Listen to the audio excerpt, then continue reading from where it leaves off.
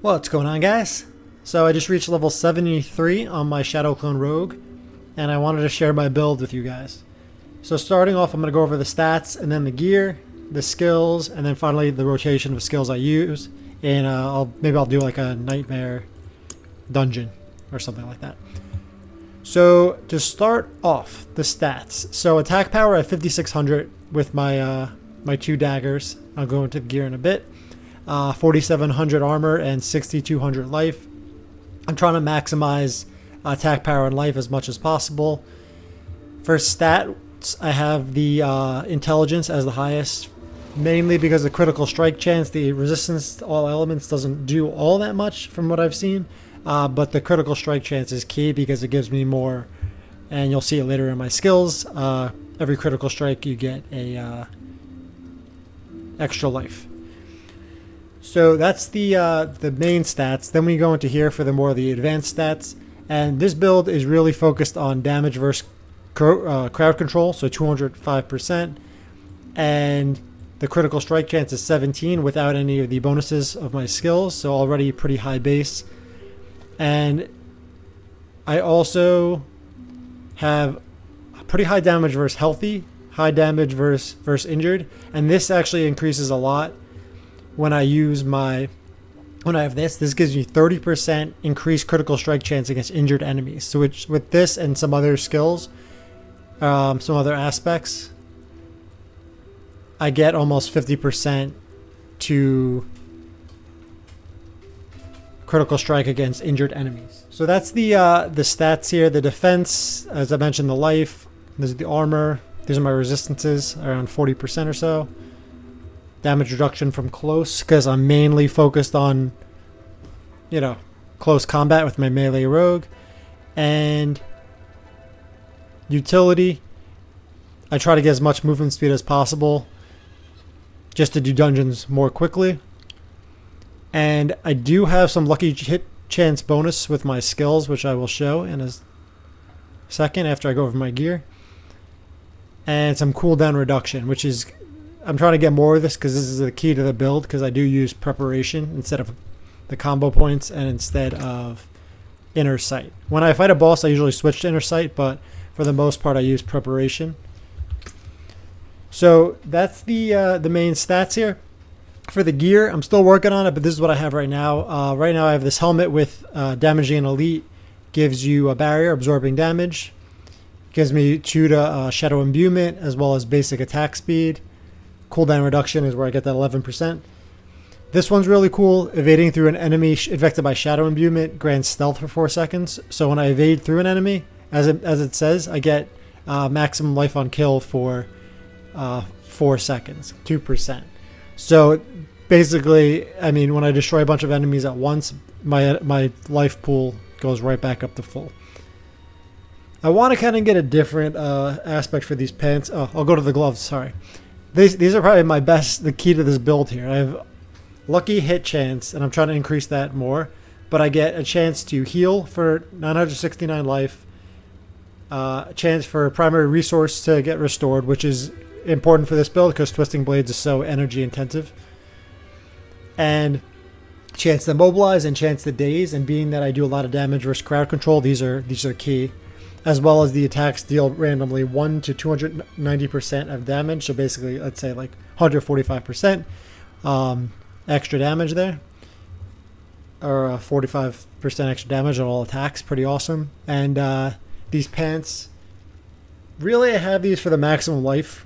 1,000 maximum life. And the damage reduction from close enemies helps, as well as the ranks of Dark Shroud. So I really only have to put 1 point into Dark Shroud. And this just helps increase the damage reduction of that.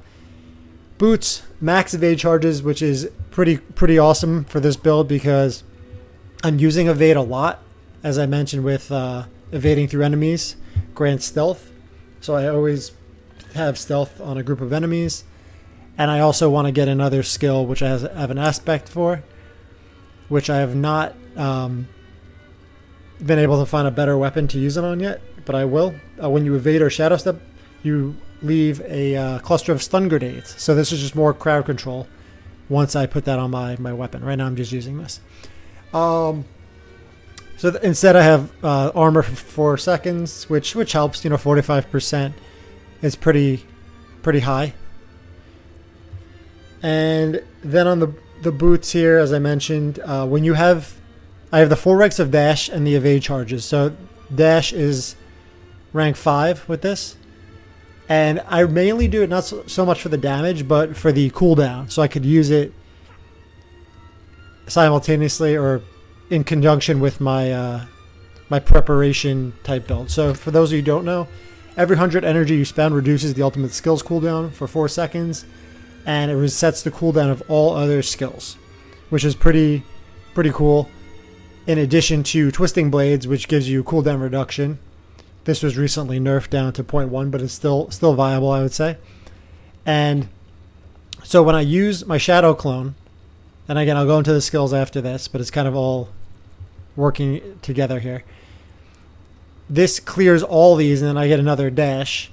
And then when I use Twisting Blades, it reduces the cooldowns for all. So you're constantly reducing the cooldowns, and they all work well together. Plus some resistances for poison and shadow.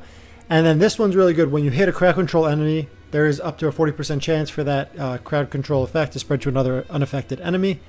And this is really important for any kind of daze or slow or stun. When you hit like any of these crowd controlled enemies, it just spreads. So, you're more likely to get everyone in the area, all monsters in the area, crowd controlled. And that, as I showed before, this results in a lot more damage. 200% damage versus crowd control. This one I really like, and we'll go into the Paragon stuff after this.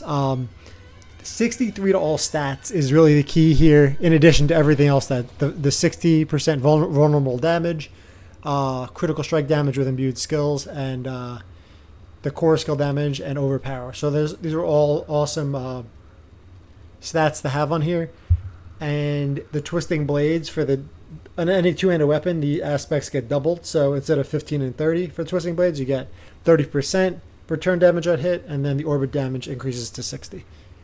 Plus, I socketed all my weapons with critical strike damage to crowd control enemies, which you saw before, which is why I have 200-something%. Next, I have this amulet, which is 3 ranks to Malice passive, and I'll show you that after I go over the skills. And imprinted, I have the 30% increased critical strike chance against injured enemies, which gives me a significant damage boost once they reduce their life down to 35% or less. It's basically an instant kill even for bosses at that point. And then while I'm healthy, I'll gain a 60% increased crowd control duration, so all my slows, stuns, and everything all gain increased crowd control duration, which is another great benefit. In addition to some energy reduction and ultimate skill damage, this is actually a really nice amulet. Then on the ring, I have the gain 14 of your primary resource for every 25% life that you heal. So as I'm healing from killing enemies, I'm actually benefiting from gaining more energy. Plus damage to dazed enemies, which I daze them with dash, critical strike chance, and more damage to crowd control enemies. Then the final ring here, 800 to 18 maximum life. And when you break stealth with an attack, you drop a cluster of exploding stun grenades. So I have this for the stun grenades to work well with this evading through. So this gives me stealth. I don't even need to put any skills into stealth. And then when I break out of stealth, I do stun grenades, which is a crowd control. And then, as I mentioned, I want to have another one for even more stun. And to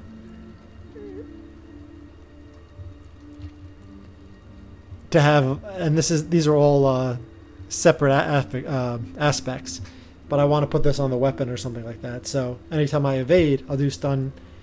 So if I evade out of stealth, I'll get the stun from this, and then I'll get the extra because I'm evading. So like a lot of stuns there, especially against bosses is helpful because you get the stagger on them, and when that stagger bar fills up from doing all the crowd controls and stuns and things like that, you can have I think 6 or 7 seconds or something, like just to wail on them. All right, I'm getting ahead of myself. For my weapons, I still want, these are only level 61, but I got them as they were ancestral legendaries, and I just changed the aspect on those. But they do a ridiculous amount of damage, which is this 5,600 attack power. And the other stats on them are even better, like damage to close enemies, overpower, injured, slowed, critical strike damage, all what I need on this character. Plus, I attack super quickly with the puncture, which allows for the lucky hit to cause marksman skills. This is a marksman skill, by the way. I didn't realize that till I was a few levels in. But it's not range. It's kind of range, just like a short range. But it's a marksman skill, and it has a 10% chance to create an arrow storm. And that could be up to 5 arrow storms. And, 10% doesn't seem like a lot of a chance, but when you're attacking so quickly, and this has a, I don't have the tooltip up. Actually, let me enable it for this video here.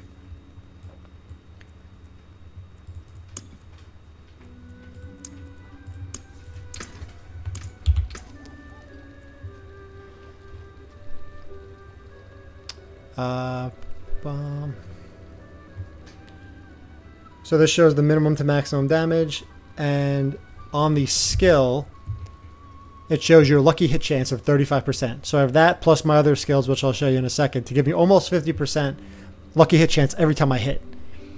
So I really have like a 5% chance on every hit or so to create an arrow storm, which really builds up the damage when the enemy is standing in one spot. And then on my other one, I want to get a different aspect for this. This is not that great using an agility skill for me. This is not great for me for this build. Using an agility skill reduces the cooldown of your next subterfuge skill, because the only subterfuge skill I really use is Dark Shroud. So we'll see what I have to do with that. But again, it has ridiculous core damage, damage to close, ultimate skill, everything that fits into this build really well. Alright, so that's that. So let's go to the skills before we go to the Paragon.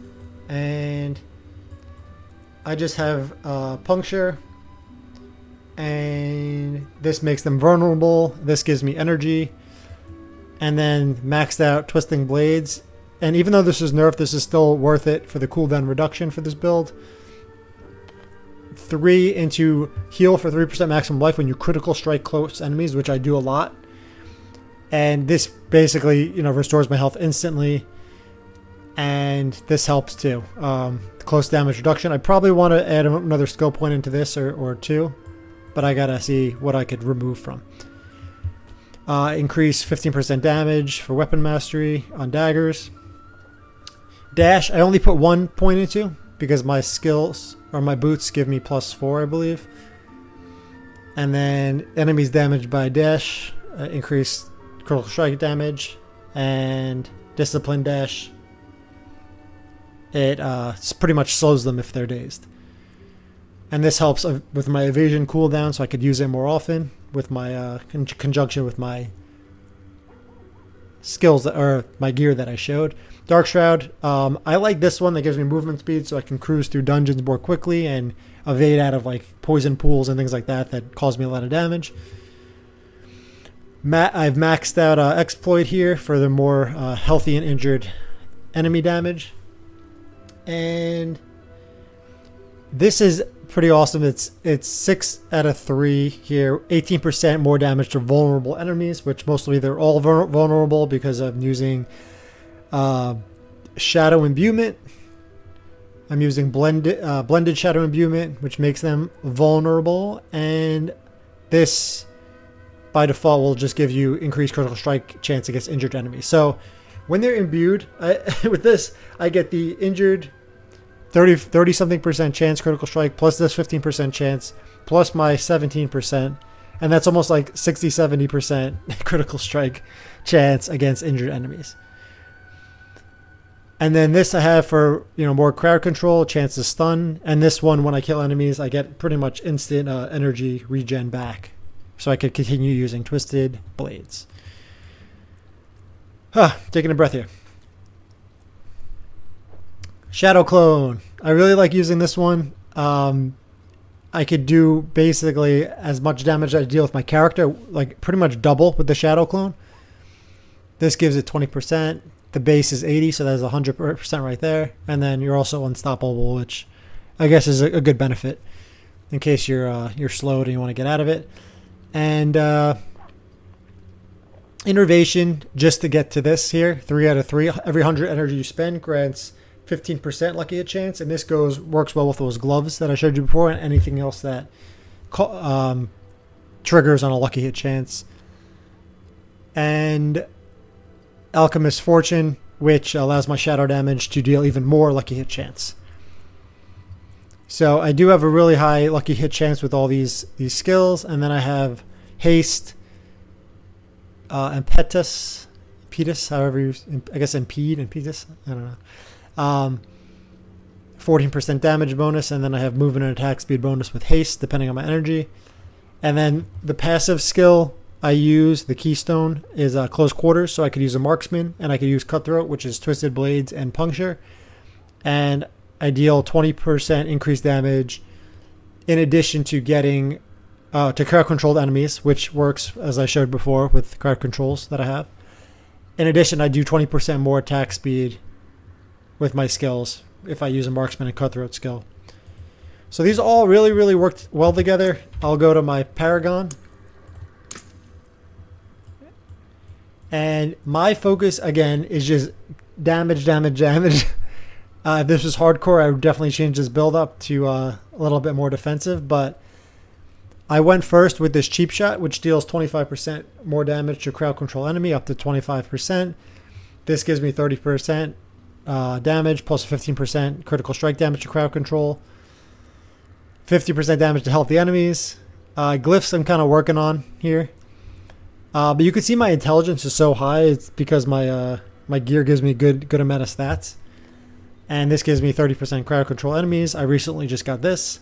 Ultimate skill deals 30% increased damage and grants you 10% increased damage for 20 seconds on cast.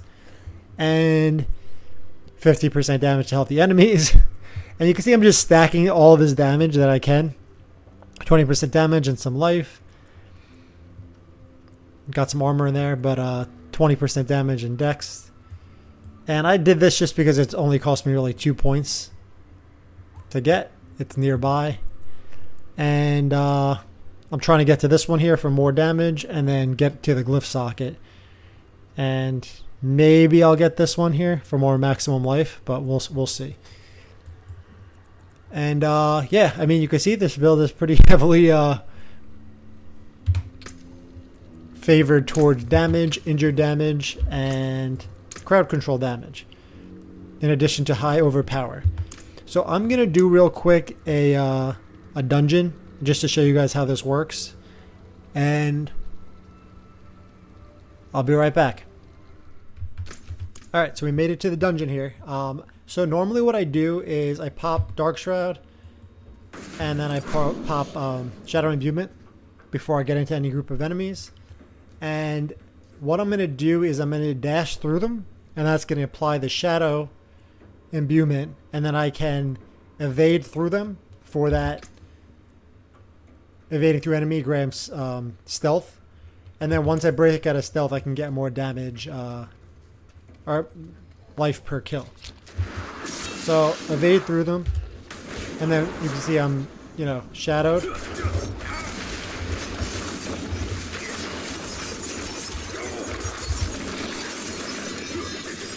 And it's almost like a chain reaction and it's great against single targets too.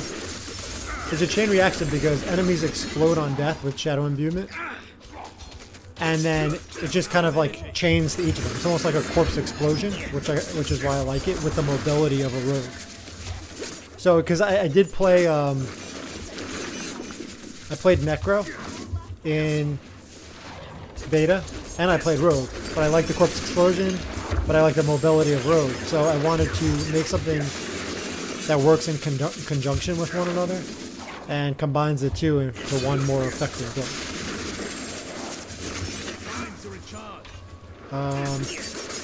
Now for the preparation, and I already popped it without talking about it, but when I usually use the Shadow Clone when there's a group of enemies and I could do the maximum amount of damage. So I could do it once it's up again, but just to show you guys. And I have a lot of evades because these poison pools usually do a lot of damage to me. I don't have much defense. Alright, so I'm going to pop again Dark Shroud and then Shadow Imbuement. And I'm going to pop Shadow Clone. You could see like how quickly everything just dies. And then I get to use Dark Shroud and Imbuement again because the Shadow Clone reset my cooldowns. So I can continue this process.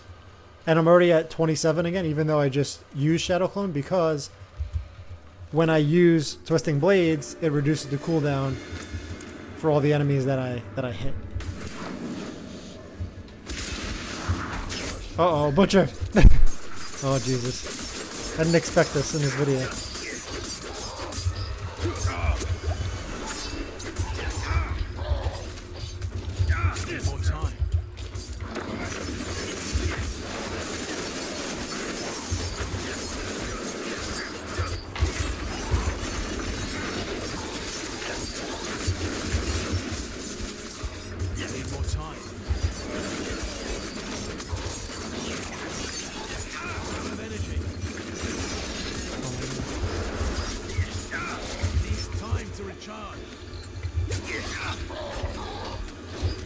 It does so much damage.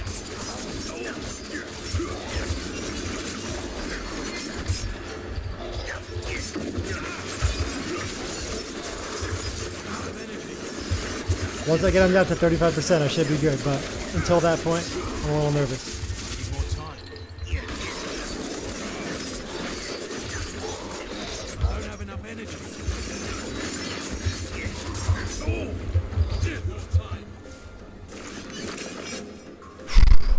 Alright, I'm gonna take a little break here. Oh god.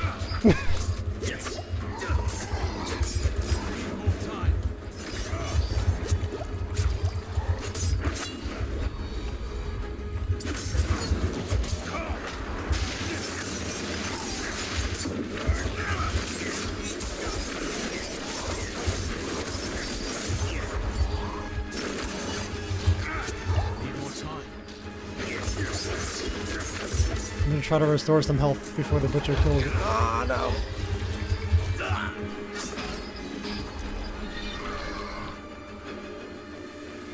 Well, I just died. So this is the reason why it's not great in hardcore. Alright, well I didn't expect that, but I guess we'll just finish up this video. This is the current build. Don't use it in hardcore. And